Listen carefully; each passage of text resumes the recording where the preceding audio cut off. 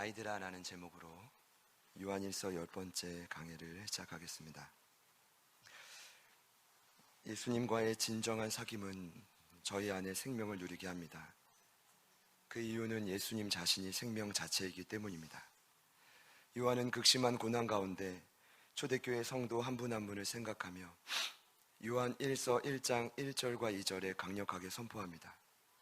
태초부터 있는 생명의 말씀에 관하여는 우리가 들은 바요, 눈으로 본 바요, 자세히 보고 우리의 손으로 만진 바라. 이 생명이 나타내신 바 된지라. 이 영원한 생명을 우리가 보았고 증언하여 너희에게 전하노니 이는 아버지와 함께 계시다가 우리에게 나타내신 바 된 이시니라. 여기서 선포하는 생명이 바로 예수 그리스도입니다. 여러분, 생명은 무엇입니까? 생명은 사망의 반대말입니다. 그러면 사망은 무엇입니까? 살아있는 모든 것을 죽이는 힘입니다. 반면에 생명은 죽어있는 모든 것을 살리는 힘입니다. 성경은 분명히 선포합니다. 한 사람 아담의 범죄로 말미암아 이 땅에 사망이 왕노릇했지만 그러나 한 사람 예수 그리스도, 한 분 예수 그리스도로 말미암아 이 땅에 다시 생명이 들어오기 시작했다. 그리고 그 생명이 누려질 때 일어나는 증거, 사도 요한은 정확히 그것이 바로 사랑이라고 말합니다. 요한 1서 2장 5절입니다. 누구든지 그의 말씀을 지키는 자는 하나님의 사랑이 참으로 그 속에서 온전하게 되었나니 이로써 우리가 그의 안에 있는 줄을 아노라. 예수님과의 진정한 사귐은 반드시 저와 여러분 안에 생명을 옴돋게 합니다.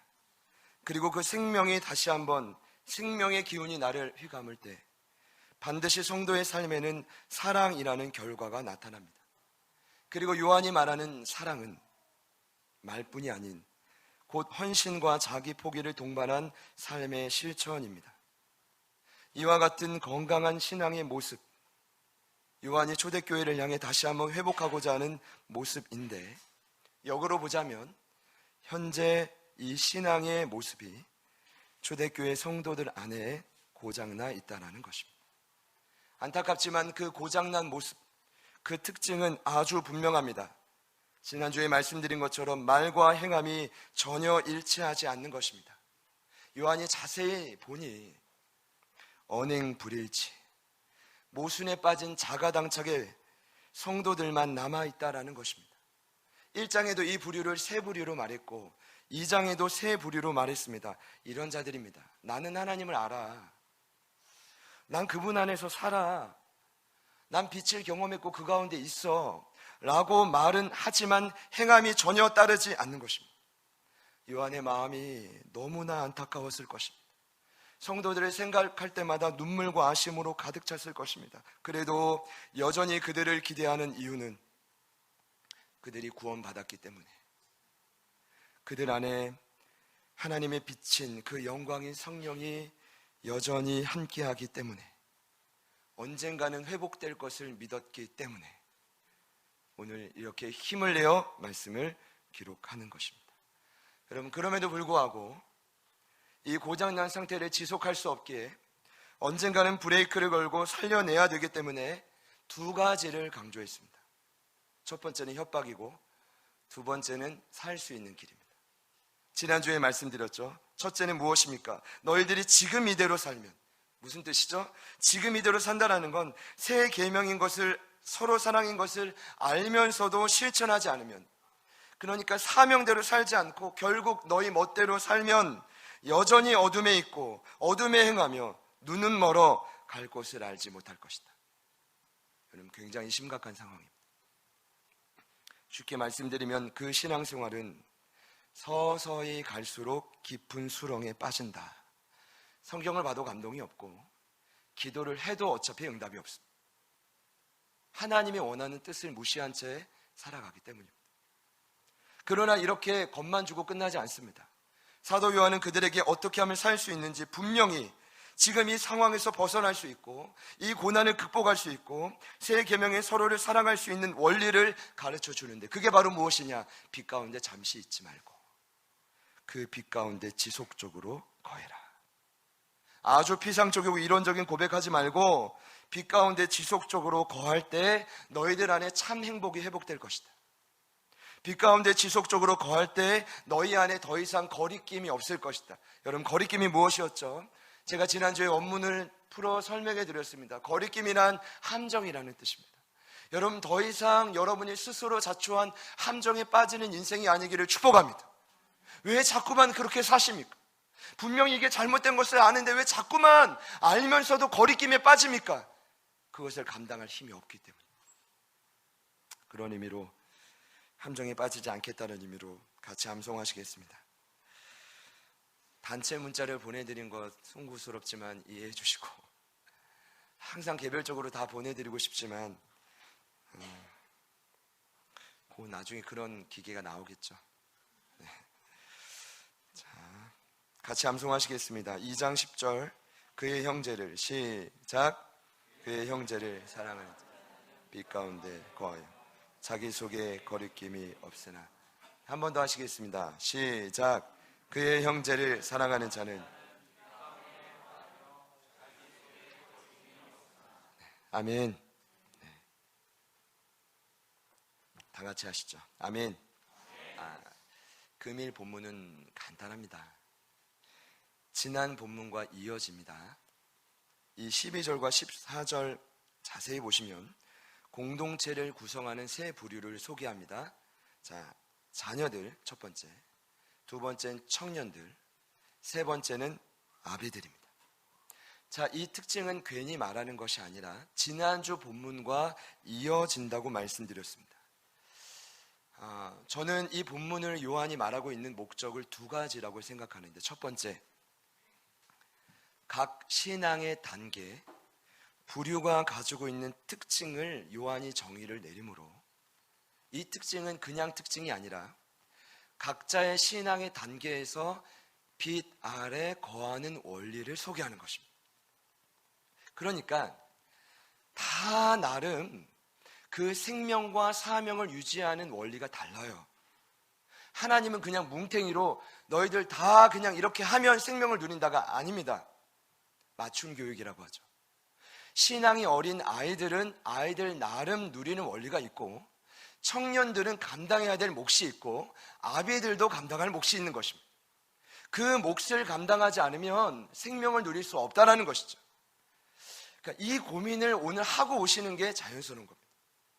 지난주에 말씀을 들으셨다면 또 주중에 기대하는 마음으로 목사님의 3분 메시지, 그리고 이 설교 영상을 카페에서나 유튜브에서나 보신 분들이 있다면 한 번은 고민해 보셨을 것입니다. 어떻게 하면 빛 가운데 거할까? 저도 고민했거든요. 기도하면 되는가? 지금보다 더 열심히 말씀 보면 되는가? 공부하면 되는가? 성도들을 더 찾아가고 열심히 신방하면 되는가? 아니요. 그것도 방법일 수 있지만 단계적으로 빛 가운데 거하는 원리를 가르쳐 준다. 여러분, 너무 놀랍지 않습니까? 할렐루야. 네, 저만 감동한 것 같은데.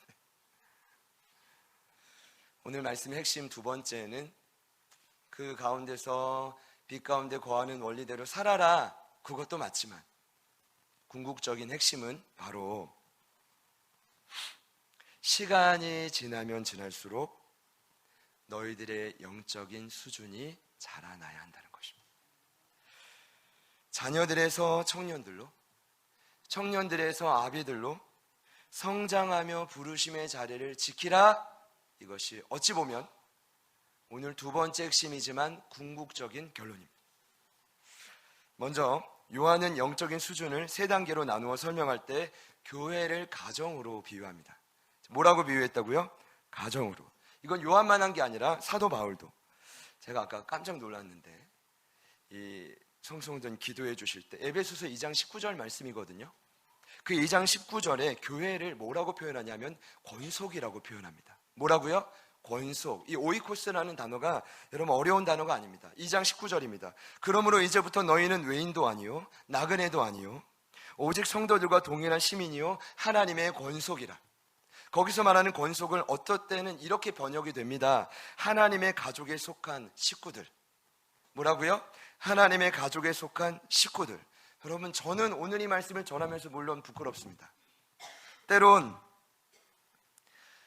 교회를 가족이라고 소개하기에 그 친밀감과 사랑이 저에게 먼저 참 많이 부족하다는 걸 느낍니다. 여러분, 그럼에도 불구하고 저희들이 속한 이 지역교회인 제자들 교회는 영적인 가족입니다. 영적인 가족입니다.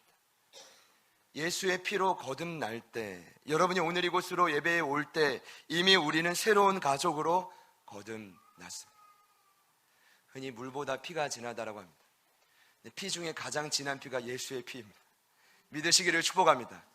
예수의 피로 거듭났고 난 가족이 절대로 안 되겠다. 오늘 문을 열고 지금 나가십시오. 네, 하영쌤은 사진을 찍으세요. 옆에 있는 분들께 이렇게 한번 축복합시다. 알고 보니, 눈을 뜨고 보니 당신이 제 가족이었군요. 그러니까 지금 진짜 가족도 있고 예수의 피로 더 진한 가족이 된 분도 있습니다. 선포합니다. 저희들은 가족입니다. 자, 가족은 항상 속한 식구들마다 역할이 다양하죠. 자, 어떤 식구들은 아비들의 역할을 감당합니다.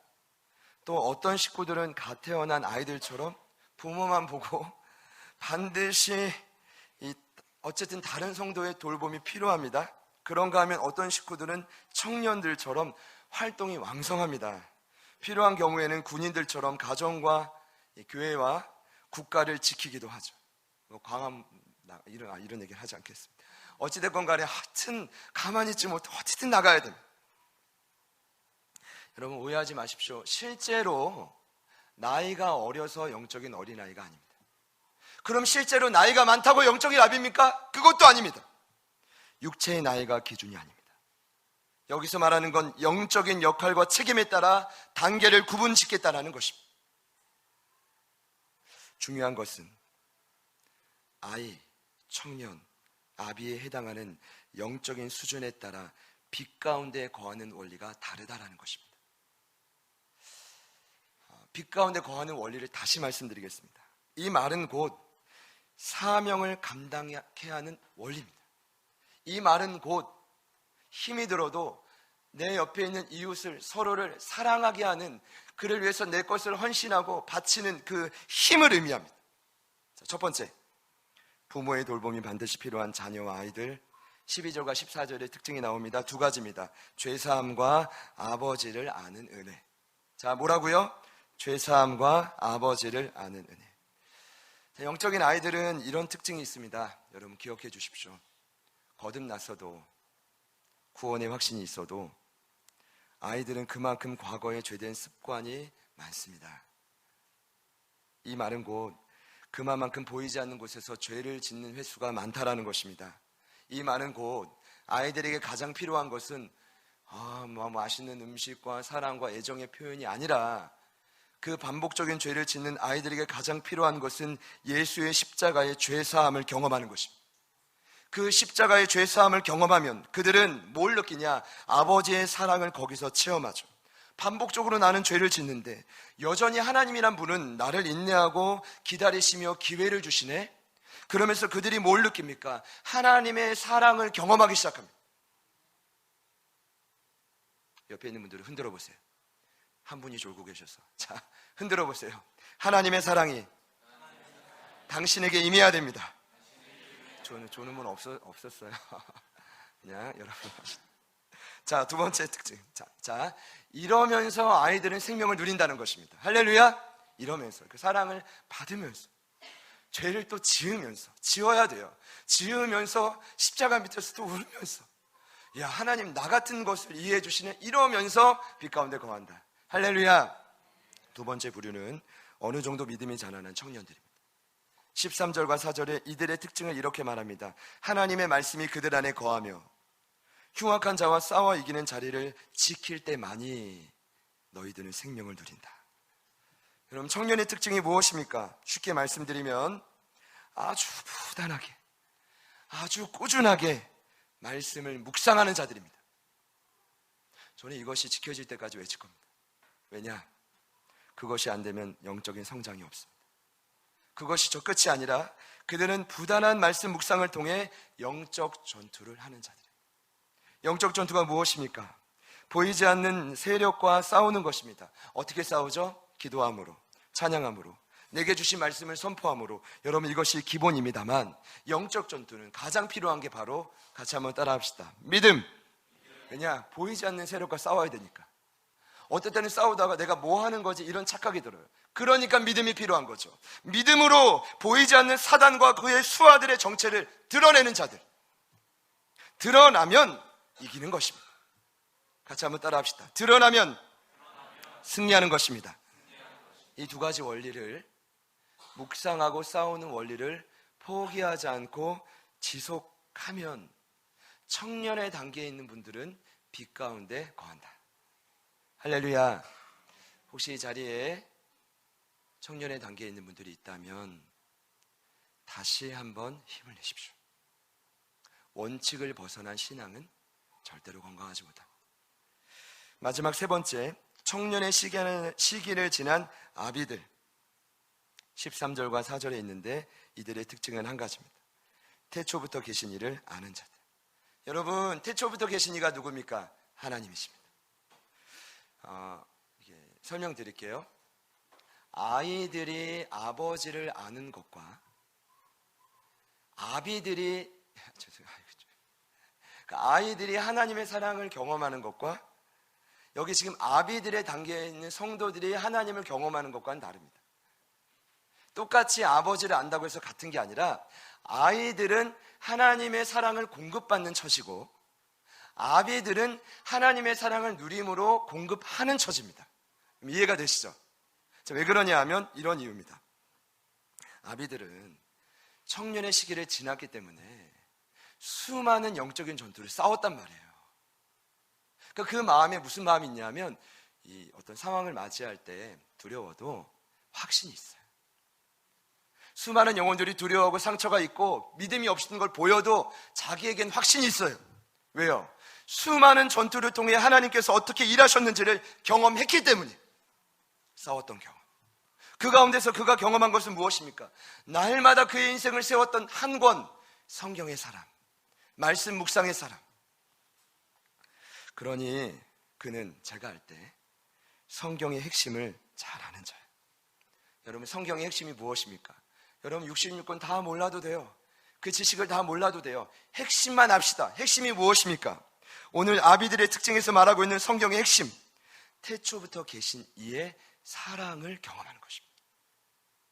결국 아비가 되어 하나님의 말씀을 깊이 묵상하면 무엇을 깨닫냐 하면 하나님은 사랑이시다라는 것을 깨닫습니다.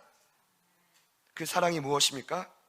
우리를 향한 깊은 인내와 눈물이고, 그 깊은 인내와 눈물이 자신의 삶에 충만할 때 그 아비들은 그 사랑을 때로는 자신을 오해하고 때로는 비방하고 괴롭혔던 다른 가족들에게 나눌 수 있는 자가 된다라는 것입니다. 그것이 아비입니다. 아비는 힘이 들어도 그렇게 사랑을 나눠야 빛 가운데 거하고 생명을 유지할 수 있는 것입니다.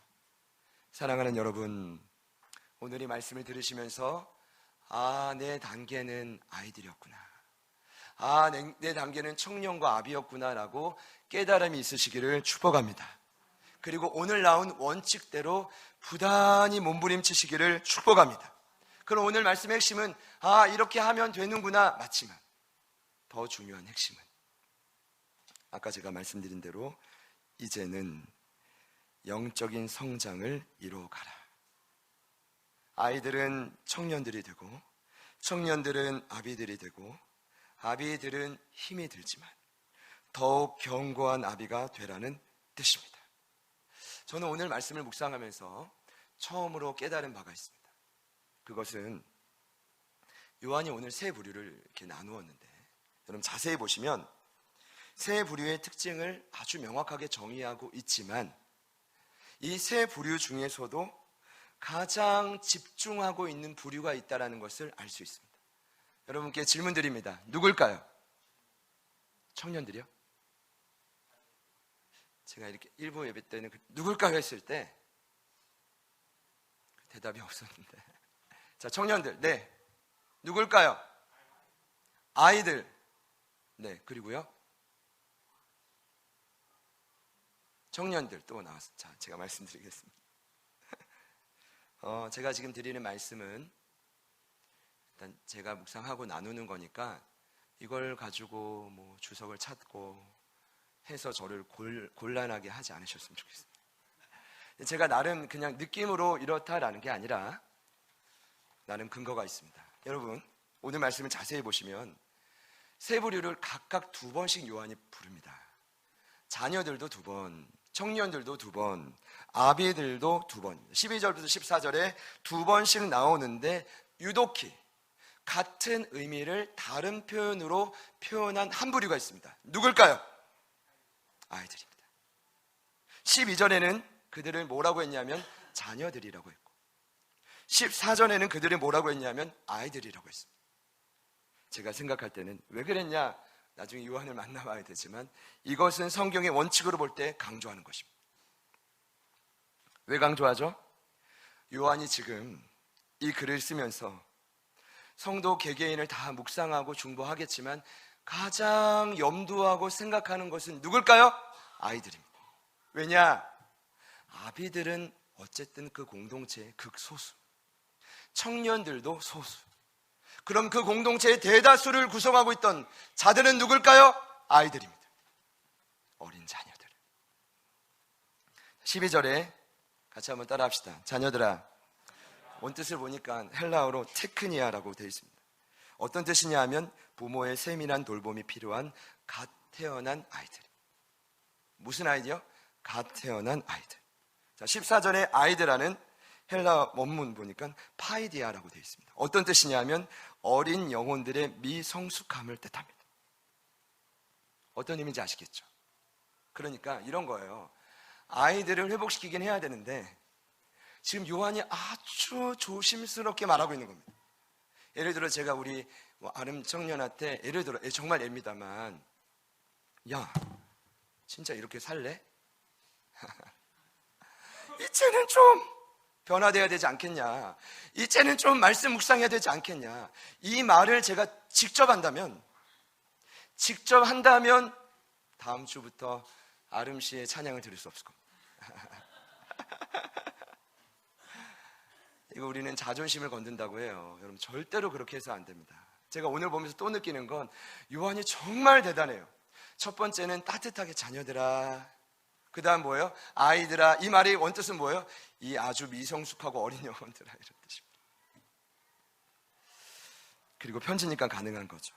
한글로 보면 동일한 뜻인데 원문을 보면 서로 다른 단어를 사용하므로 아주 영적으로 미성숙하고 연약한 그 어린 아이들, 성도들을 향해 지금 그의 마음을 전달하고 있는 것입니다.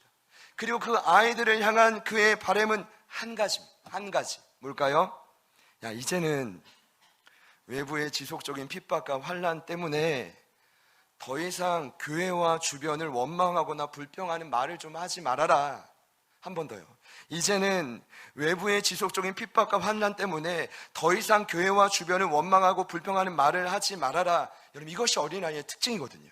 제 말이 아니라 고린도전서 3장을 보면 사도 바울이 어린아이의 특징을 한마디로 뭐라고 했냐, 말로써 시기와 분쟁을 일으키는 자. 여러분 이 말 한마디가 사람을 살리고 죽일 수 있다는 걸 왜 모르십니까? 죄송해요. 아이고, 하지 말아야 될 말을 왜 자꾸 할까요? 습관이 아직 너무 많이 있어서 그래요.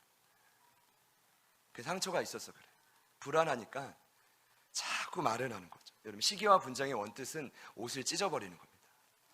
그러니까 공동체를 분열시키는 건 외부의 핍박과 환난이 아니라 영적인 아이들이 가능성이 크다라는 것입니다. 오늘 요한은 말합니다. 이것이 어린아이의 특징이니 너희들은 더 이상 그 행동을 멈추고 청년들과 같이 성장해라. 여러분 왜 청년들이냐? 아비가 아니고. 여러분 생각해 보세요. 어느 날 갓난아기들이 내가 갓난아기들 키운다고 데려와 애들 키울 수 있습니까? 아니요, 그렇지 못해요. 그럼 자기도 죽고 그 사람도 죽이는 겁니다. 지금 요한이 아이들에게 원하는 신앙의 목적은 누굴까요? 청년들입니다. 당시 극소수였던 아비가 아니라, 다시 말씀드리죠, 소수였던 청년들이 아니라 오늘 아이들에게 성장하고자 하는 목적지는 누구냐? 청년들이. 믿으시기를 축복합니다. 옆에 있는 분들께 축복합시다. 당신도 성장할 때가 왔습니다. 한 번 더요. 진짜로 변화될 때가 왔습니다. 물론 아이들 같이 공급받고 사랑받는 게 몸은 제일 편합니다. 그러나 제가 확신하건대 시간이 지나면 더 이상 빛 가운데 거할 수 없습니다. 그 행동이 반복되고 지속되면 더 이상 그 영혼의 마음에는 참된 행복과 평안이 없습니다. 그럼 마지막 결론으로 말씀드리겠습니다. 닮아가야 될 청년의 특징은 정확히 말씀드리면 두 가지입니다. 첫 번째, 오늘 요한은 말합니다. 너희가 강하고. 두 번째, 죄송합니다. 하나님의 말씀이 너희 안에 거하며 흉악한 자를 이긴다. 같이 따라합시다. 강하라. 죄송합니다. 강하라. 자, 한번 더 합시다. 강하다. 네. 강하다라는 뜻은 육체의 강인함을 뜻하지 않습니다. 물론 육체 연습도 필요하지만 여기서 강해라라는 말은 영적인 강인함을 뜻합니다.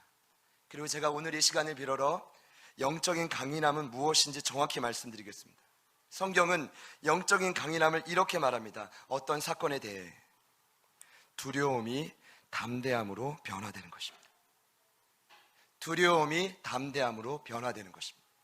자세히 보면 우리가 어떤 사건을 마주할 때 이것이 하나님이 명령하신 사명이라고 말할 때 그 일을 감당하지 못하고 뒤로 주춤하고 숨는 이유는 두려움 때문입니다. 그러나 너희가 강해라라는 말은, 영적으로 강해라라는 말은 더 이상 그 두려움 때문에 위축되지 말고 담대한 상태로 변화되라는 뜻입니다. 그리고 그 이유는 두 번째 특징에서 나옵니다. 그 담대함은 어떨 때 가능합니까? 결정적인 위기의 순간마다 하나님의 말씀을 가까이 할 때 가능합니다. 하나님의 말씀을 가까이 할 때 그것은 지속되고 더 커져만 갑니다. 예를 든다면 성경에 너무 많은 예가 있는데 제가 너무 많은 예를 그 감동을 주셔서 몇 가지만 기록했습니다. 하나님은 결정적인 위기의 순간 이사야라는 하나님의 사람을 통해 이스라엘 백성들을 다시금 사명자로 세우기 위해 말씀하셨습니다. 이런 말씀이죠. 두려워하지 말라. 내가 너와 함께함이라. 놀라지 말라. 나는 내 하나님이 됨이라. 내가 너를 굳세게 하리라. 참으로 너를 도와주리라. 참으로 나의 의로운 오른손으로 너를 붙들리라. 믿으시기 원하시는 분들만 아멘. 네. 두 번째는 모세가 죽은 후 이스라엘 백성들과 가나안 땅을 점령해야 될 사명을 받고 위축되어 있던 여호수아에게 하나님 하셨습니다. 말씀. 여호와의 종 모세가 죽은 후에 여호와께서 모세의 수종자 눈의 아들 여호수아에게 말씀하여 이르시되 강하고 담대하라. 너는 내가 그들의 조상에게 맹세하여 그들에게 주리란 땅을 이 백성에게 차지하게 하리라. 오직 강하고 극히 담대하여 나의 종 모세에게 모세가 내게 명령한 그 율법을 다 지켜 행하고 우로나 저로나 치우치지 말라. 그리하면 어디로 가든지 형통하리라. 여러분, 저는 깜짝 놀랐어요. 이 말씀이 뭡니까? 오늘 요한이 말하고 있는 청년의 두 가지 특징을 지금 하나님이 여호수아에게 동일하게 말씀합니다. 강하고 담대하라. 저로나 우로나 치우치지 말고 말씀을 묵상하라. 그리고 이렇게 말씀하시죠. 내가 내게 명령한 것이 아니냐. 강하고 담대하라. 두려워하지 말며 놀라지 말라. 내가 어디로 가든지 내 하나님 여호와가 너와 함께 하느니라 하시니라. 여러분, 이제는 마음과 귀를 열고 하나님의 말씀에 귀를 진심으로 기울여야 될 때가 왔습니다. 이 동일한 말씀이 가슴이 터질 것 같았습니다.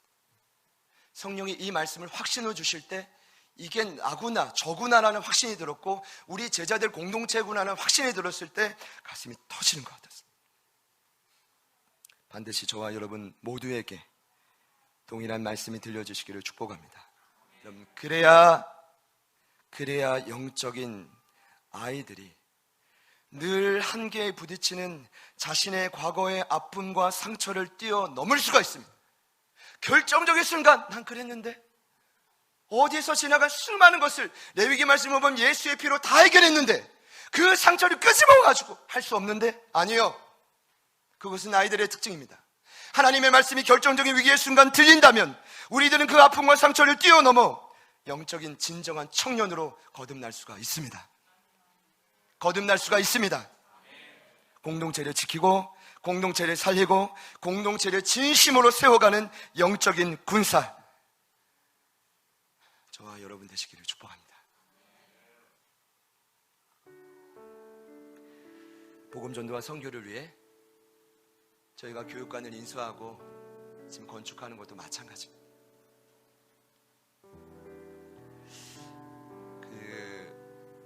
사장님께 처음 응답이 왔을 때, 또 일부 예배 때 또 우리 또 사장님 와이프인 연정 성도님 또 오셨어요. 참 울다 가셨는데 계시지만 말씀드렸어요. 제가 사장님께 처음 연락 왔을 때 제 마음이 사실 두려웠어요. 왜 두려웠냐? 제 상태를 보니까 두렵고 부끄럽지만 저희 지금 같이 가는 팀을 보니까 감당할 수 있을까? 그리고 성도들을 생각했을 때 다른 게 아니라 너무 힘들고 어렵고 벅차고 어떤 한계에 부딪힌 상황을 눈으로 직접 보이는 거니까 이거 안 될 텐데, 그때 하나님이 저에게 말씀을 통해 확신해 주셨어요. 그 말씀이 어떤 말씀이냐면, 일전에도 말씀드렸지만 7월 달에 묵상하다가 시편 115편을 묵상했잖아요. 스룹바벨을 통해 2차 성전을 짓는 장면. 보통 저는요, 이제 송구스럽지만 들어주세요. 매일매일 빠지지 않고 묵상을 하기 때문에 전날이나 이틀 전 묵상한 건 잊어버려요. 왜냐면 그날 주신 계명이 중요하니까, 거기에 목숨 바쳐 따라가야 되니까. 할렐루야. 근데 그 말씀이 잊혀지지 않는 거예요. 그래서 얼마나 가는 곳곳마다 선포했는지 몰라요. 이런 말씀이었죠. 이스라엘아, 여호와를 의지하라. 그는 너희의 도움이시오 너희의 방패시로다. 아론의 집이여, 여호와를 의지하라. 그는 너희의 도움이시오 너희의 방패시로다. 여호와를 경외하는 자들아, 너희는 여호와를 의지해라. 그는 너희의 도움이시오 너희의 방패시로다. 이 말씀이 계속 생각이 나는 거예요. 마치 그 수천 년 전에 이 말씀, 시편 말씀을 묵상하고 선포하면서 두려움 가운데서도 황무지 가운데 성전을 세웠던 그 백성들처럼 제 마음에 계속 이 말씀이 생각이 나는 거예요. 그러니까 두려움이 사라져요. 할렐루야.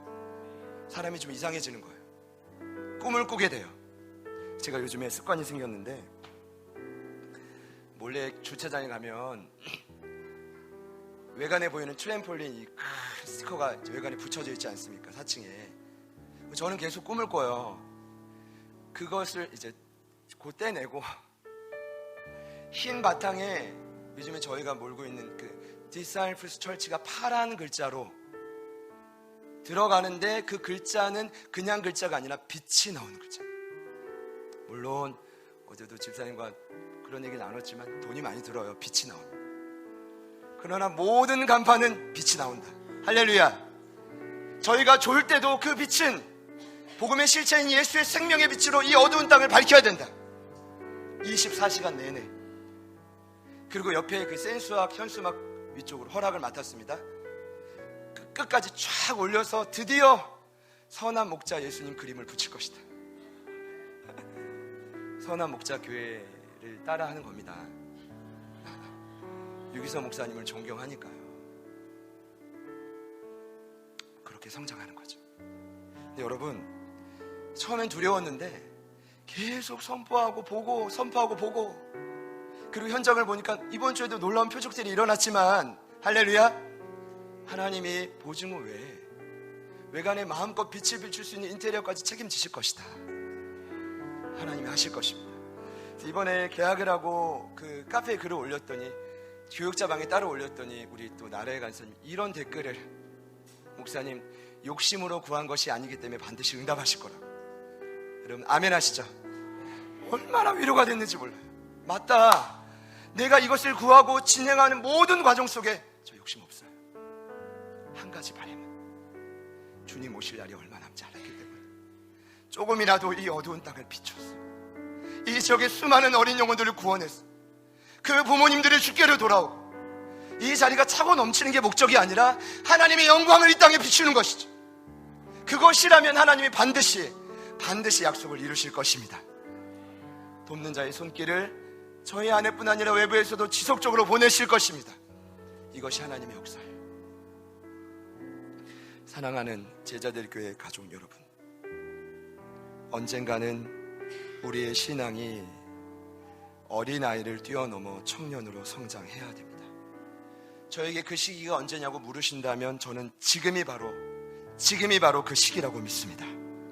지금 내가 처한 상황이 나의 기대와 소망과는 다르게 흘러갈지라도 오늘 요한을 통한 간곡한 외침이 저와 여러분을 성숙한 영적인 청년들로 일으키실 줄 믿습니다. 꿈을 꾸십시오. 강하고 담대하십시오. 하나님의 약속은 반드시 이루어질 것입니다. 사장님이 계약을 하는데 보증금은 10월달까지 해야 되고 더 미뤄줄 수 있다. 제가 뭐라고 했는지 알아요? 아니요, 14일날 잔금 드릴 겁니다. 그리고 제가 기도 부탁을 했어요. 그걸 넘치도록 우리 가운데 하나님 표적을 보여달라고. 할렐루야, 할렐루야. 말씀에 일거하여 순종으로 이 시간 나아갑시다. 우리 이 시간 옆에 있는 분들께 마지막으로 축복합시다. 이제는 한 번 더요. 이제는 성장합시다. 한 번 더 축복합시다. 이제는 진짜로 성장합시다. 한 번 더 선포합시다. 강하고 담대하라. 오늘 이 말씀에 의거하여 순종할 때 여러분 눈앞에, 제 눈앞에 있는 큰 산은 평지가 될 것입니다. 그리고 사막에는 강이 일어나는 표적이 보여지게 될 것입니다. 우리는 순종만 하면 됩니다. 결단하는 마음으로 같이 한번 찬양합시다.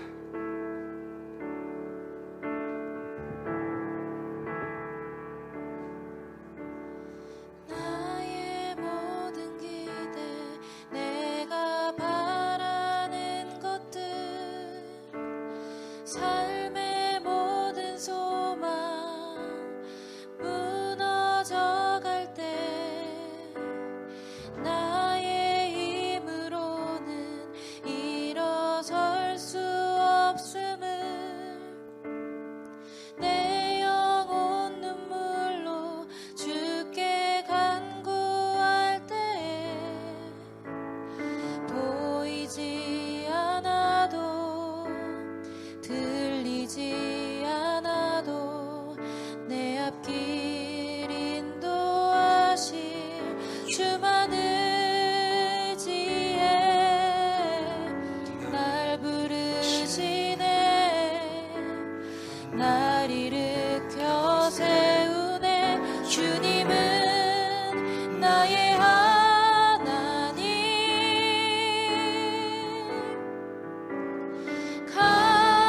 강하고 담대하라. 내가 너와 함께함이라. 두려워 말라. 주 너의 하나님이라. 나의 모든 기대, 내가 바라는 것들, 삶의 모든 소망 무너져 갈 때 나의 힘으로는 일어설 수 없음을, 내 영혼 눈물로 주께 간구할 보이지 않아도 들리지 않아도 내 앞길 인도하실 주만 의지해 날 부르시네. 날 일으켜 세우네. 주님은 나의 하나님,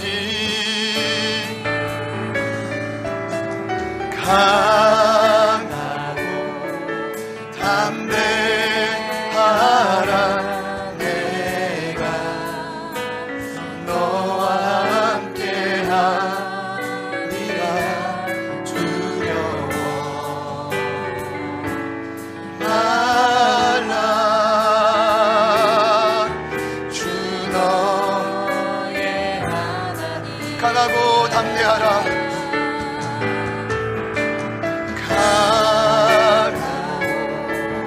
담대하라.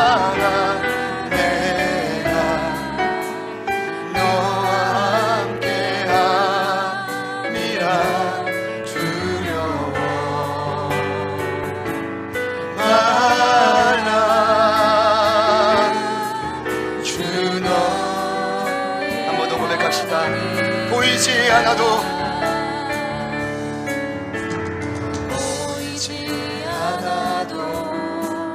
들리지 내 앞길 인도하심 주만은 내 앞에 큰 사랑 형시가 될지어다 믿음은 기적을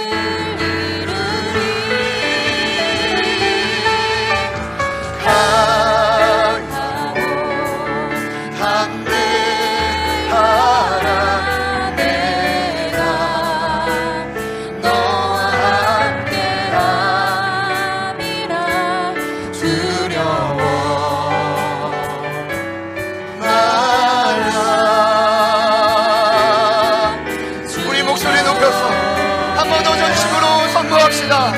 강하고 담대하라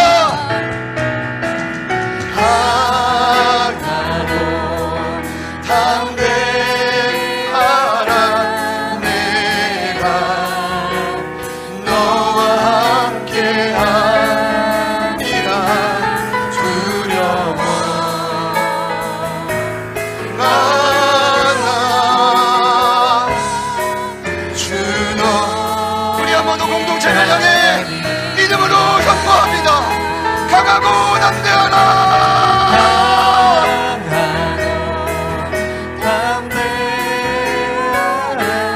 내가 너와 함께함이라 두려워 마라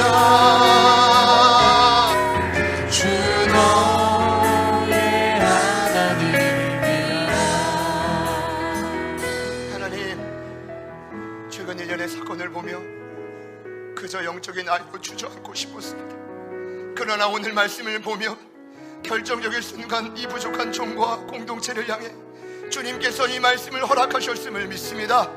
영적인 어린아이로 더 이상 주저앉지 않게 하여 주십시오. 과거의 습관적인 죄를 끊어내게 하여 주십시오. 그 모든 아픔과 고통과 상처로부터 우리를 자유케 하여 주시고 이제는 하나님의 말씀을 묵상하며 흉악한 자들과 싸워 이길 수 있는 영적인 청년들로 영적인 강인한 자들로 영적인 군사들로 거듭나는 이 시간이 되게 하여 주십시오.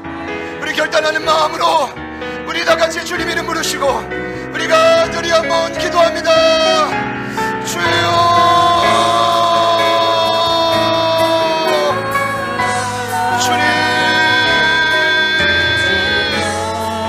주여 주님 도와주십시오. 하나님 위하여 주십시오. 하나님 저희들이 서 있는 모든 곳에서 다시 한번 하나님의 사람들로 일어나기를 영적의 젊은이로 일어나기를 간절히 소망합니다. 하나님 영적인 힘이라고 강인함을 허락하여 주십시오. 다시 한번 이 강인함을 누리게 허락하여 주십시오. 하나님 나와 교육자들이 허락하여 주십시오. 사랑하는 성도들이 허락하여 주십시오. 아버지 도와주십시오. 아버지를 하여 주십시오. 성령님 도와주십시오. 하나님이 하여 주십시오. 주의 말씀만이 진리를 믿기에 오늘의 말씀이 진리라 믿기에 다시 한번 공동체를 지키고 하나님 공동체를 살리고 진정으로 세워가는 영적인 군사로 우리를 거듭나게 하소서. 아버지 하나님 감사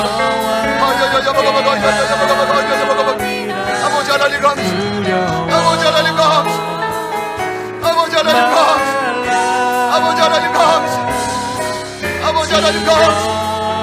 아버지 하나님 감사 아버지 하나님 감사 아버지 하나님 감사 아버지 하나님 감사 아버지 하나님 감사 아버지 하나님 감사 주여 도와주십시오. 주여 도와주십시오. 주여 도와주십시오. 주여 도와주십시오. 주여 도와주십시오. 하나님 일하시는 여호수아처럼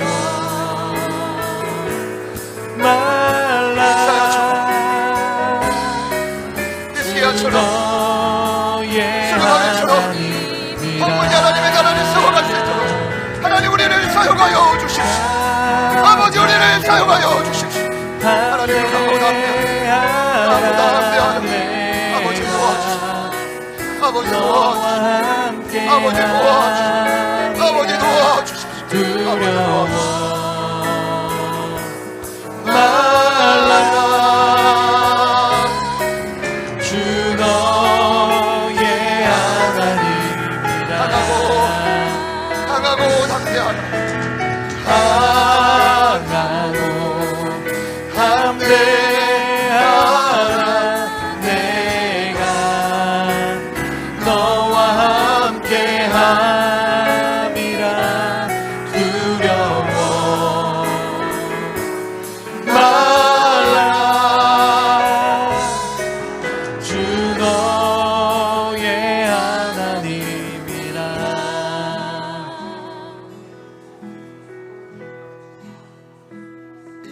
통해 여호와 곧 우리의 하나님 되기를 원하시는 주님, 이 시간을 헛되이 보내지 않게 하여 주시고 주님이 사명이 마치는 그 시간까지 더욱더 집중하여 주의 사명을 능히 감당케 하여 주시옵소서.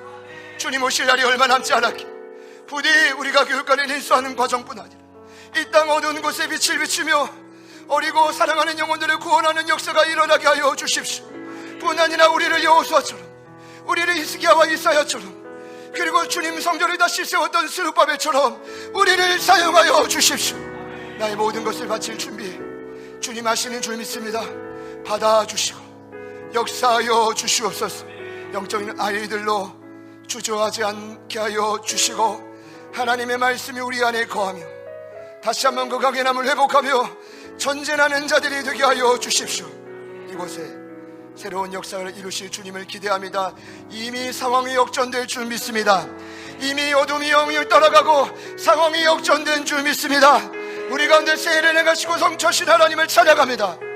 주의 이름을 높여드리며 예수님의 이름으로 기도드립니다.